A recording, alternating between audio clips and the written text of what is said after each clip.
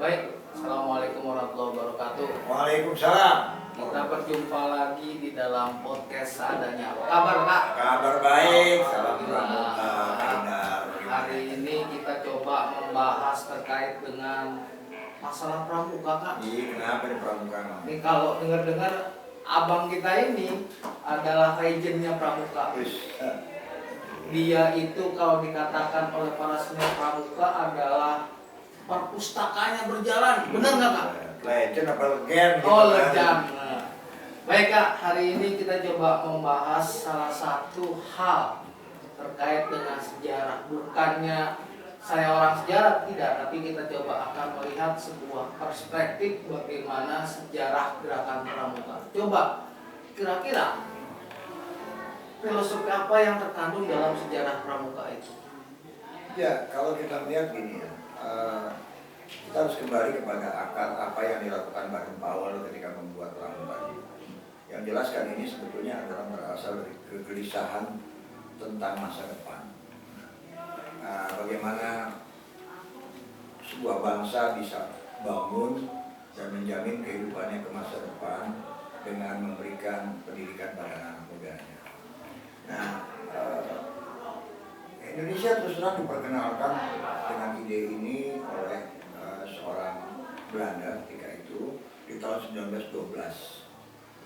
Mereka mendirikan yang namanya Nederlands Indisch Patenvereniging yang sayangnya cuma untuk orang-orang Belanda di Indonesia. Berarti orang-orang pribumi nggak boleh. Oh, nggak boleh. Alasannya, Kak? Ya, karena dianggap kan gitu.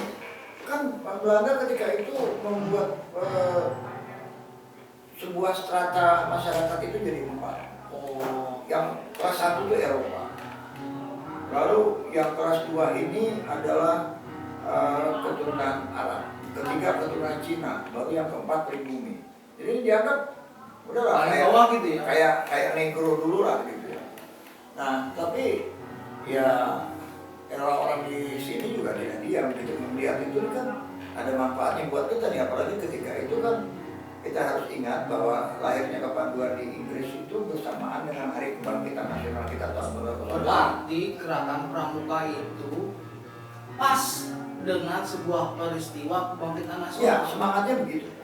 Nah, kemudian 4 tahun setelah di situ dibawa ke Indonesia tahun 1912. Lalu dengan semangat kebangkitan nasional yang sedang bergerak, seorang ningrat dari Mataram, dari Solo, yang namanya Mangkunegoro, kesel. Kenapa? Kok mereka bikin di tempat kita, orang kita nggak boleh ikut.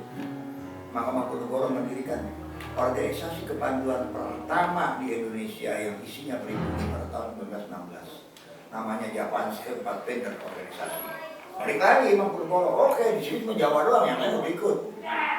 Dibuatlah di dalam sebuah lingkungan di Keraton Solo. Nah, ide ini terus berkembang. Dilihat sebagai sebuah sarana. Belanda sendiri kemudian ketakutan. Karena Alasannya apa? Ya, mereka kan sebetulnya ingin melanggengkan penjajahan ini. Tapi kepanduan kan mengajarkan sebuah kemerdekaan, ke sebuah kepercayaan akan masa depan yang di tangan bangsa sendiri. Kebebasan gitu. Iya, kebebasan. Nah, dan persaudaraan. Nah, akhirnya ini kemudian semangat ini berkembang semua bagian ketika itu organisasi-organisasi seperti Syarikat Islam segala macam bikin pandu-pandu nih, banyak. Nah, pada sebuah sidang di Syarikat Islam ketika itu mereka masih menggunakan Pathfinder ya, bahasa Belanda. Syarikat Islam Abdeling Pathfinder, sebuah musyawarahnya gitu. Datang nih si Belanda ini bilang, Melayu kopi daun, kamu nggak boleh pakai nama Pathfinder. Pathfinder itu buat orang Belanda. Enak aja. Spontan ketika itu majelis pembimbingnya aja dari Pandu Siap ini aja Abu Salim terus ngomong, oke, kita nggak pakai nama Pathfinder, kita pakai nama Pandu. Nah, sejak itulah kemudian nama Pandu itu. Apakah dasar pengertian apa namanya kok istilahnya pandu? Bukan apa namanya istilah pemuda gitu kan, bukan istilah namanya, malahan diambil kata pandu gitu loh. Kan ini, scout sendiri dalam bahasa Inggris kan adalah pencari jejak. Artinya mereka yang berkelana ke depan. Nah, oleh Belanda diterjemahkan benar-benar Pathfinder dari Pathfinder, bahasa Inggrisnya Pathfinder, jadi penemu jejak. Orang Belanda path itu jadi path, jadi tetap aja itu. Nah, kata Agus Salim, ngapain juga kita mesti nyari jejak? Kita harus jadi pelopor. Maka bukan menerjemahkan pencari jejak itu ke dalam bahasa Indonesia, tapi Agus Salim mencari bahasa yang menyatakan kita ini pelopor. Pelopor perubahan atau pelopor pergerakan. Pelopor dalam pembangunan bangsa. Jadi namanya pandu di depan. Pandu itu di depan. Berarti ide bentuknya gerakan pramuka ini itu luar biasa berarti. Sebetulnya ada semacam, kalau kita katakan shifting ya. Ketika itu di Inggris sendiri kenapa disebut scout itu karena kebetulan Baden Powell ini kan adalah mantan tentara ya. Dan di tentara itu yang bergerak di depan itu namanya dulu, kalau kita kan intel, kalau mereka dulu namanya scout gitu loh. Nah, tapi pemahaman Agus Salim terhadap kata scout ini bukan pencari jejak, tapi pengintai, pembawa arah ke di depan, penuntun dan seterusnya. Nah, ini kemudian menjadi sesuatu yang dikhawatirkan Belanda. Dan bukan hanya Belanda yang kesal. Siapa kak? Jepang. Ketika Jepang masuk di tahun 1941, semua gerakan kepanduan dibekukan. Karena ada ketakutan. Jepang paham betul dengan semangat yang namanya semangat Jepang yang Bushido itu. Nah, dia takut kan. Dia tahu kalau pemuda digerakkan juga ini. Nah, makanya ketika itu gerakan kepanduan masuk ke bawah tanah, ikut peta, ikut Ryukun, semua lini perjuangan, pergerakan pada masa Jepang ya. Ada sekumpulan pandu yang kemudian mendirikan semacam kayak sandiwara gitu, yang mereka jalan dari satu tempat ke tempat lain sambil ceritanya adalah cerita tentang kebangsaan yang kemudian juga hampir mau dibubarin Jepang. Nah itu kalau kita cerita pada masa itu. Terus kalau lanjutan masa kemerdekaan sehingga kenapa sih menggunakan kata pramuka? Nah terus ini kan sudah, jadi begini, di dalam perjalanannya sudah 3 kali ya upaya penyatuan pramuka ini, yang tadinya kan Pandu itu banyak banget organisasinya kan, ada sekitar 12-15 lah. Pertama kali sebelum pada tahun 1930 disatukan namanya Kepanduan Bangsa Indonesia, KBI. Tapi orang Indonesia ini kan beginilah ya. Diajak bersatu malah balik lagi gitu ya. Nah, setelah Jepang kemudian tahun 47 ini hidup lagi, setelah Jepang pergi hidup lagi. Bagaimana nih digabungin lagi, bikin lagi Pandu Rakyat. Tapi nggak lama bubar lagi. Alasannya kak? Karena ini ya, ini yang harusnya kita sadari sekarang, bahwa terutama bagi para pemimpin pramuka ya, ketika kita berpikir bukan kepada tujuan tapi berpikir pada gengsi organisasi. Berarti ada orientasi kekuasaan. Ada orientasi kekuasaan. Kalau bikin Pandu Rakyat, gue nggak masuk di situ, ya udah kita bikin lagi yang lain gitu. Jadi artinya kapan kita mau bersatu? Berarti semangat istilah kata kalau bahasa kasarnya dasar dharma dan trisatya itu muncul pada waktu itu. Karena kita harus ingat bahwa bergelutnya gerakan kepanduan di Indonesia ini tidak lepas dari masalah politik.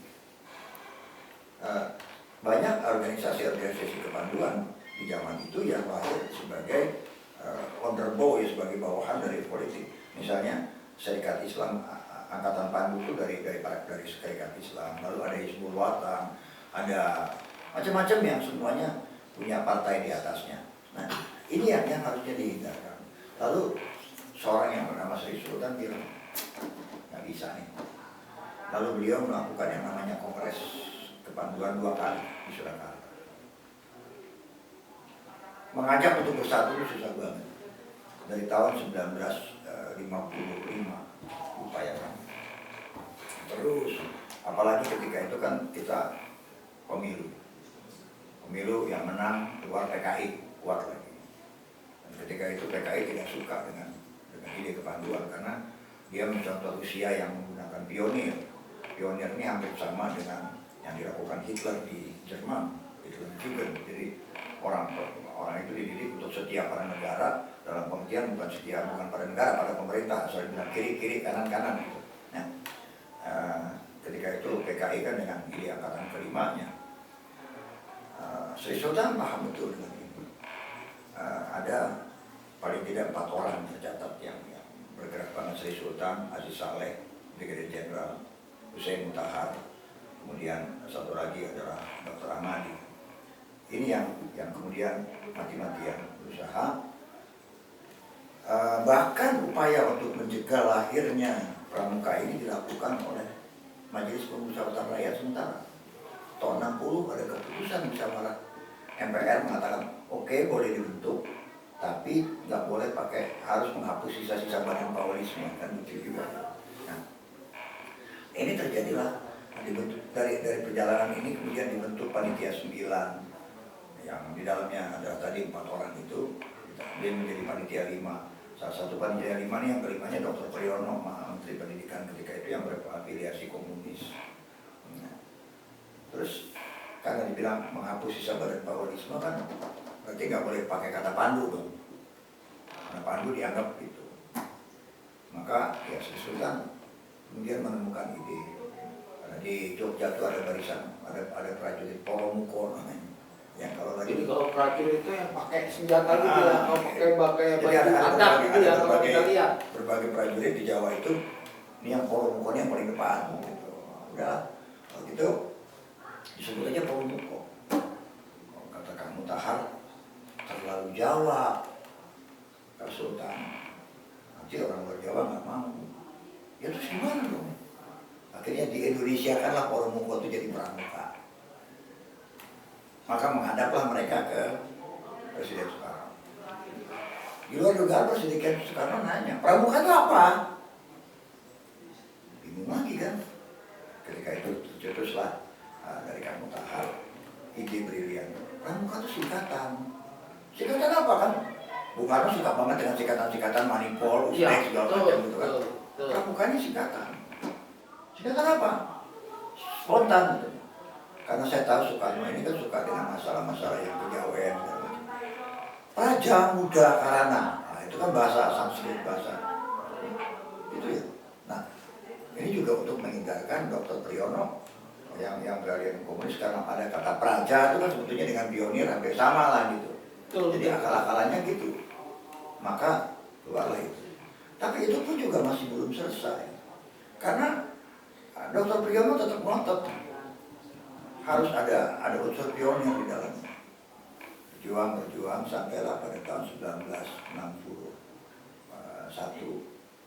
Ketika itu Presiden Soekarno sedang keluar negeri untuk menunjuk Insinyur Haji Juanda sebagai pejabat presiden. Bicaralah 4 orang tadi ini dengan Juanda.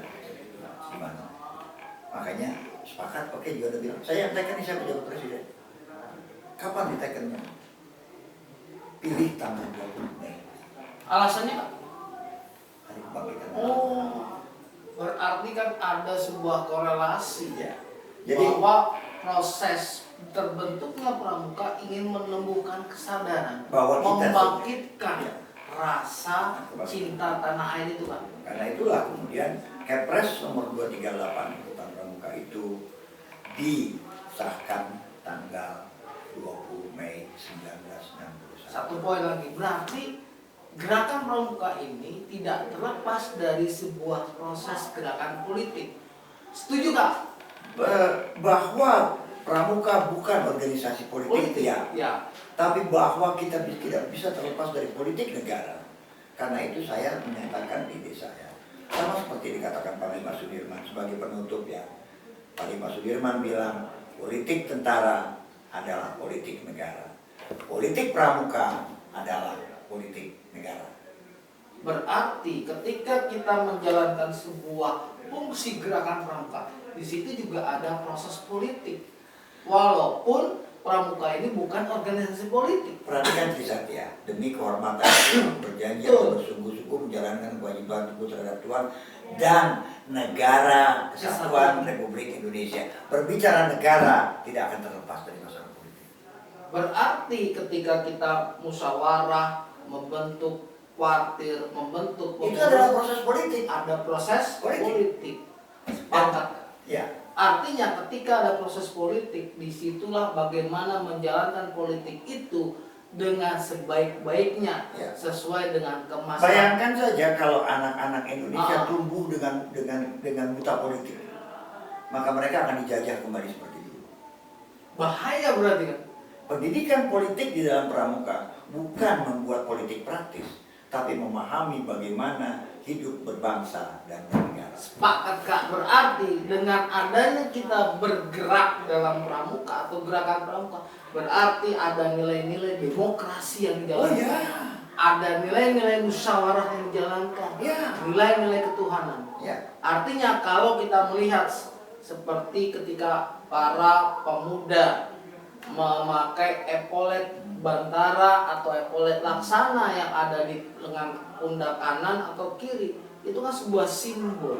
Ya, Simbol bagaimana penghayatan sebuah proses demokrasi dijalankan. ya. Bukan hanya proses demokrasi, tapi kemudian proses pertanggungjawaban diri. Jadi, kesimpulannya, pramuka mengajarkan setiap anak muda untuk mampu melakukan proses politik yang bertanggung jawab.